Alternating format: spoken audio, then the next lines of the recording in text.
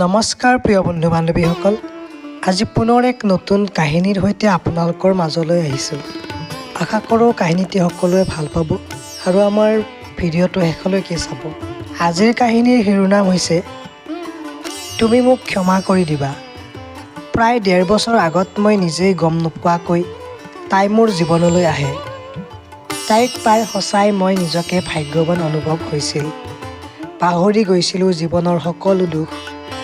দুয়োজনৰ মাজে মাজে খং অভিমান হৈছিল যদিও মিলাপ্ৰীতিৰে দিনবোৰ পাৰ হৈছিল। হঠাৎ অভিমানবোৰ ইমানেই বেছি হ'ল যে দুয়োজনে দুয়োজনৰ পৰা আঁতৰি থাকিলোঁ। মই গম নোপোৱাকৈ তাইৰ বিয়াৰ ঠিক ৫ মিনিট আগত মোক মেছেজ কৰি কৈছিল, মোৰ বিয়া, তুমি মোক ক্ষমা কৰি দিয়া। আশা কৰোঁ তুমি মোক পাহৰি যাবা। মেছেজ পাই প্ৰথমে মই বিশ্বাস কৰিব নোৱাৰিছিলোঁ। নাই, এনেকুৱা হ'বই নোৱাৰে। তাই মোক তাইৰ নিজতকৈ বহুত বেছি ভাল পায়। ফোন এটা কৰি চাওক, তাই হয়তো ধেমালি কৰিছে মোৰ লগত। মই ফোন কৰাত তাই ফোন কাটি দি আৰু মেছেজ দিছে, বিয়াৰ অনুষ্ঠান এতিয়া সকলো আছে, কথা পাতিব নোৱাৰিম। আকৌ শেষ মেছেজ আহিল, মোক ক্ষমা কৰি দিবা। আচলতে সেই মুহূৰ্তত কোনোবাই তাৰ প্ৰেমিকাক ক্ষমা কৰিব পাৰে নে কি নাজানো, আৰু তাইক ক্ষমা কৰিম কি নকৰিম সেইটো ভবা নাই। মাথো এটা কথাই বুকুখন জোৰকৈ বিষাইছে, তাইৰ বিয়া হ'লে মই থাকিম কেনেকৈ। সিদিনাখন সপোনত মোৰ ভৰি এখন গাড়ীৰ চকাৰ তলত পৰিছিল। পিছত জোৰে চিঞৰি সাৰ পাই দেখোঁ একো হোৱা নাই। এইটো এটা সপোন। তাইৰ মেছেজ শেষ হোৱাৰ পিছত ভাব হৈছিল সেইটো এটা সপোন হয়, অলপ পিছতেই টোপনি ভাঙি যাব। মই চিৎকাৰ কৰি দেখিলোঁ টোপনি ভঙা নাই, দুচকুৰে চকু পানী টোপ টোপকৈ পৰিছে। সেই ৰাতি মই অলপো হোৱা নাই। অসহ্য কৰিব নোৱাৰি বহুতবাৰ কল কৰিছিলোঁ, কিন্তু মোবাইল বন্ধ। পুৱা 11:40 পঢ়াৰ টেবুলতে শুই গৈছিলোঁ।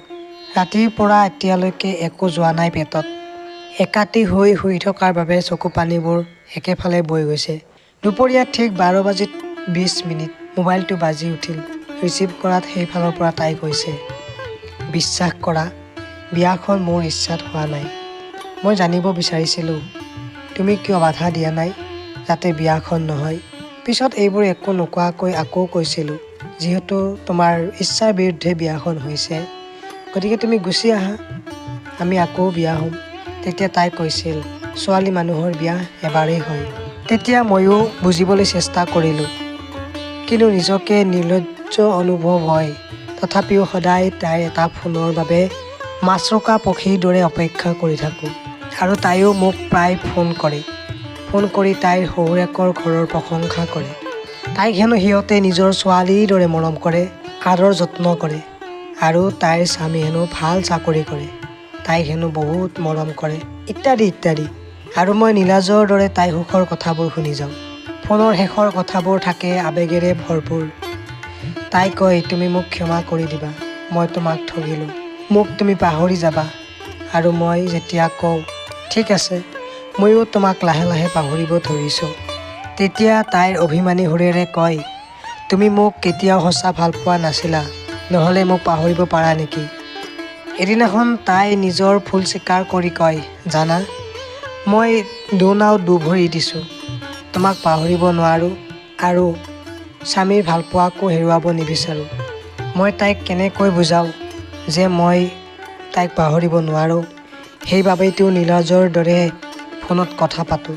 কি কৰিম, ১.৫ বছৰ এখন সূতাৰে বান্ধি থোৱা আছিল আমাৰ মন। তাইৰ মাত এষাৰ শুনিবলৈ যে ব্যাকুল হৈ থাকোঁ।